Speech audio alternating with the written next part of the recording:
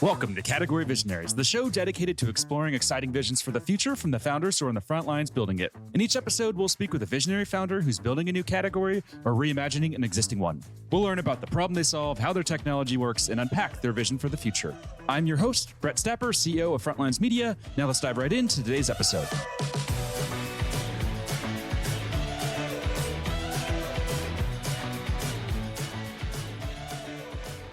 Hey everyone, and thanks for listening. Today I'm speaking with Biju Ashokan, CEO of Radius Agent, a real estate tech platform that's raised over $19 million in funding. Biju, thanks for chatting with me today. Thanks, Brett. Thanks for having me. How did I do on pronouncing your name? Biju Ashokan. You said it right. I got it pretty close. Perfect. So before we begin talking about what you're building, let's start with a quick summary of who you are and a bit more about your background. Yeah. So as I said, my name is Biju Ashokan. I'm the CEO of Radius, and my background is predominantly in software engineering. By education, I'm a software engineer and did my master's from Carnegie Mellon in information systems back in 2008. And this is my second prop tech firm. I've started my career in prop tech. So my first startup was called MetroPlots. We ran it for about 6 years, got an exit. Now this is my second startup. Amazing. And before we begin talking about what you're building there, let's talk about a few questions just to better understand who you are as a founder and who you are as an entrepreneur. So is there a specific CEO that you've really studied and learned the most from? Elon Musk. Sorry, I was kidding. Your notes that do not say Elon Musk.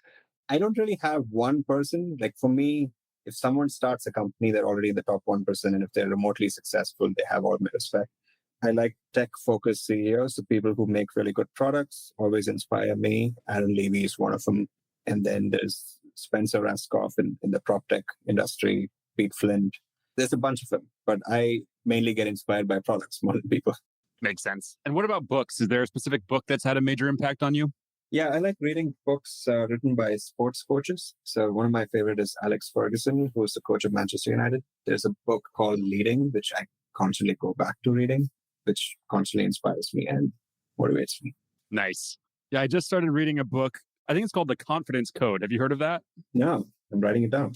It's good. It's by a sports psychologist and a military psychologist. And it's really fascinating. So I think it's in line with what you mentioned there of enjoying it. Yeah, there's a lot of parallels between sports clubs and companies. And things happen at a lot faster pace in sports. So you have to be on your toes all the time. So absolutely. Now, one other question before we jump into Radius.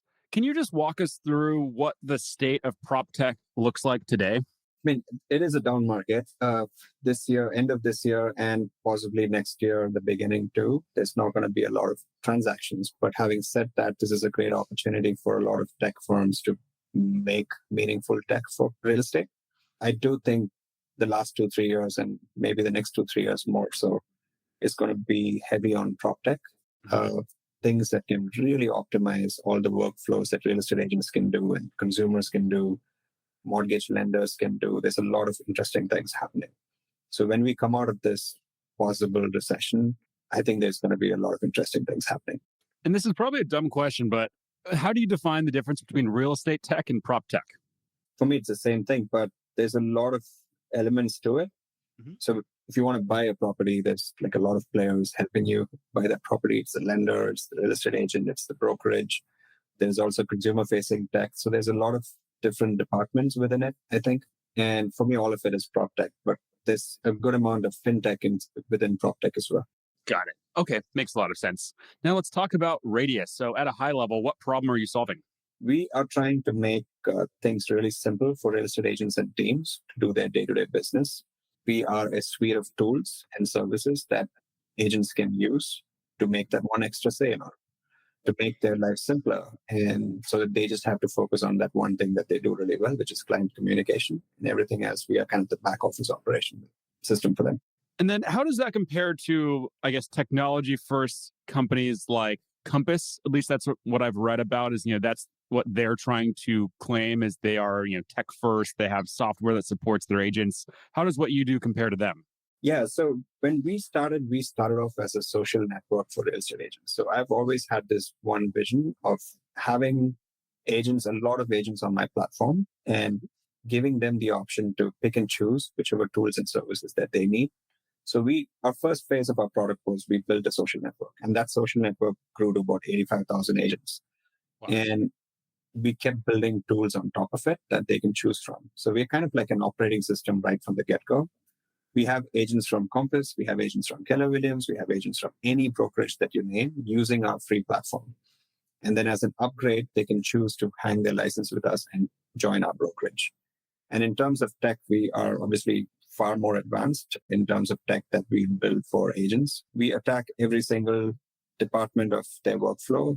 It's whether it's recruiting other agents, whether it is educational, uh, fintech support, transaction support, listing management, offer management, client management. If they want to grow their team, if they need marketing support, they can actually build their own brand within Radius. They don't need to use Radius as their brand too. So if you're an agent working for Compass, you need to use the Compass brand. But with us, that's not the case. So in effect, we are kind of like Shopify for real estate agents. Mhm. If that makes sense. And how did you go about growing that social network and growing that community in the early days? We relied heavily on agents inviting other agents to the network, like any social network should ideally be. We used referral network as a way of getting people in. We used educational content distributed within the community to get more agents interested. But essentially, all our agents came from invites from other agents. And in terms of the profile of agents that you typically work with, you're seeing a lot of adoption with, is it like my mom or is it my sister? Are you targeting the real estate agents who have been there for a long time, or would it be someone who's younger, more digitally native, and they have a better grasp of technology? We go for everyone. The reason I say that is because we don't force tech on agents, like let's say an Apple, right? Instead, we would ask them what they want and we give them exactly what they need. So the typical real estate agent is like 45 to 50 years old and is a woman. So we need to target that audience, right? Mainly. And if you look at our tech, it's pretty simple for anyone to use. Like my mom uses Instagram. So she is definitely not very tech savvy, but she gets it. So we want to make tech so simple that anyone can use it. Makes sense. And what about market categories? How do you think about market categories? We're a tech brokerage. That's our category, right?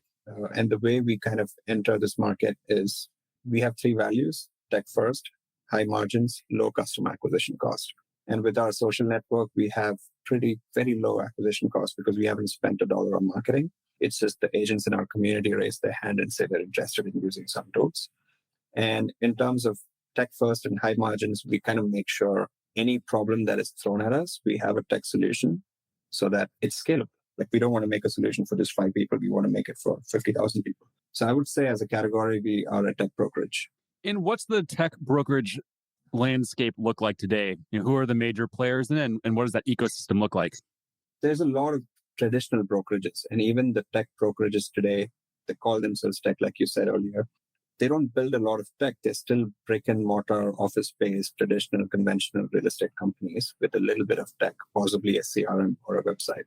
We try to be a lot more than just those two elements. We kind of help them with every single thing that the agent needs to have to build a company. So the way I look at it, real estate agents are exactly like founders, right? They don't get a salary. Everyone thinks they make easy money. They work really hard to be where they are and have taken a lot of risk to be there. So for me, it's about powering that founder to kind of grow their business and grow their team, build a brand. So that's how we think of our brokerage. And there's very few brokerages that do that. Got it. Makes a lot of sense. And outside of the 85,000 community members that you mentioned there, are there any other metrics that you can share just to highlight the growth that you're seeing? Yeah, we started our brokerage under this umbrella of 85,000 agent community about a year and a half ago. We launched it in California. And now we are in California, Colorado, Texas, Florida, Oregon, Georgia, and Washington. And we also launched our mortgage company, which is now licensed in California. And we have a similar expansion strategy there. And we are approaching close to 500 agents this year. And we probably grew like 5x this year when most other companies in real estate are not showing growth at all. Wow. And from a regulatory perspective, what does that look like as you jump from state to state? Are there different requirements for brokerages? And I'm sure there's different requirements for mortgage companies, right? Yeah, it's a process. It takes about 3 months to get licensed and be ready to go. But we kind of approach it earlier than we want to be there. So if we want to get to Texas in 3 months, we would have done all the work like 3 months ago. So how much of your day do you spend on regulatory stuff, would you say? Oh, we have a general counsel who takes care of all these things. So you're not in the weeds at all with anything on the regulation side? So gladly, no. I feel like that has to be the most painful work for an entrepreneur to have to work on. Yes, you definitely need. That's another thing I've learned early in my career. Like, you don't need to be good at everything. There are people for it. And what else from a go-to-market perspective have you guys been doing so successfully? Because that's pretty amazing growth and amazing progress. Yeah, I mean, the first 4 years of our company corporate life, we built the community and we kept building the features and the product set in the community, which helped us grow the community base to 85,000. And that has been our top of the funnel. Most other companies would spend dollars on ads and wine and dine with agents and teams, even pay them to join a company. We don't do any of that. It's all inbound. It's all coming from our freemium model. So you were community-led growth before it was cool. I like to think so. And what was that community initially? Was that just on the website, or did you start the community initially on something like Facebook? No, it was all, we had our own native mobile app. Mhm. But if you look up Radius in the App Store or the Play Store, you can download the app, and that used to be our main channel to get agents. Got it. Very cool. And the prop tech, real estate tech space is obviously booming. There's, previously, I guess, before the downturn, there was a lot of funding flowing there. What have you done to really stand out with investors, would you say? So we have really strong investors. We have the founders, Trulia and Zillow, as part of our investor group. So there's a lot of good advice coming from them. They've done all the mistakes they can. And so they kind of save time for me with all our board meetings. We've been very conventional, I would say, with our valuations and fundraise and everything. This last year, you would have probably seen a lot of companies raising at like 150x revenue multiples. And we've never done that. We've raised 3 rounds of funding. We've always been at the conservative side of things. And from the get-go, I think we've focused on product-led growth and community-led growth, which attracts a certain type of investors. And we've been very lucky. We've got really good investors. And were you tempted at all to go and raise FU money when Tiger and Code2 were throwing around massive amounts of funding to startups?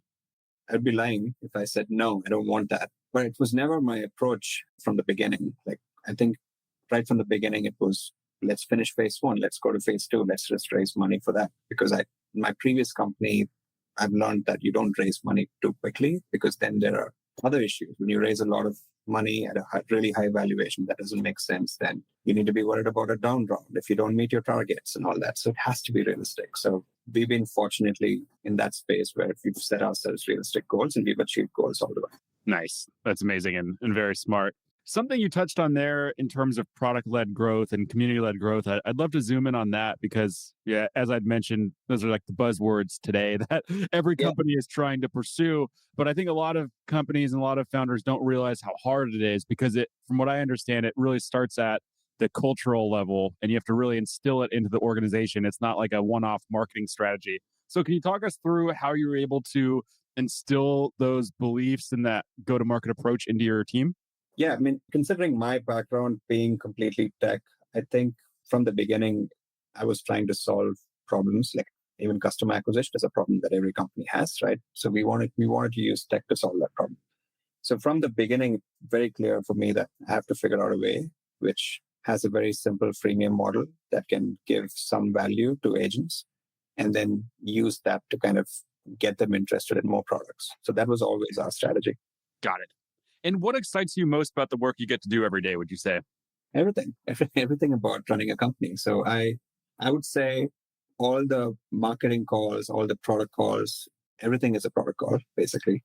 But I think the most interesting part of my day would be all the product related calls and how I can read between the lines from other departments to see if there's an opportunity to build something cool in there.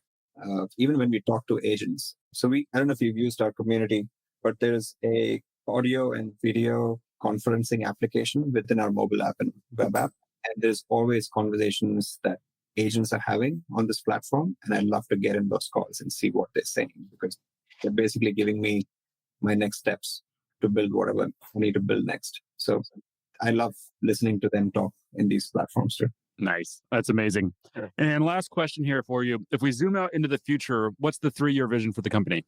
We want to get to about 10,000 agents with the brokerage. We want to keep growing the community and we want to get to all the states in the country. And then There's also a good user base outside of the country too. So we have a user base growing in UK, Middle East, Australia, Canada, South America. So we obviously have big goals of promoting Radius in all these other countries and powering agents everywhere too. And just to compare that 10,000 number with the large brokerages out there, what does, Remax have, or who is the largest brokerage in the world? I want to say Remax is the largest. I think they have about 120,000 or 170,000 agents. And there's this big brand called Realogy, which owns a lot of small, bigger brands. They have, again, I think I want to say about 150,000 agents. Those are the two big names. EXP has about 80,000 agents. Yeah, those are the big ones. Got it. Fascinating. Amazing. Well, unfortunately, that's all we're going to have time to cover for today. Before we wrap, if people want to follow along with your journey as you continue to build, where's the best place for them to go? LinkedIn. Awesome, man. Well, thanks so much for taking the time to chat. Really appreciate it and really love what you're building and look forward to seeing you execute on this vision. Thanks, Fred. All right. Keep in touch.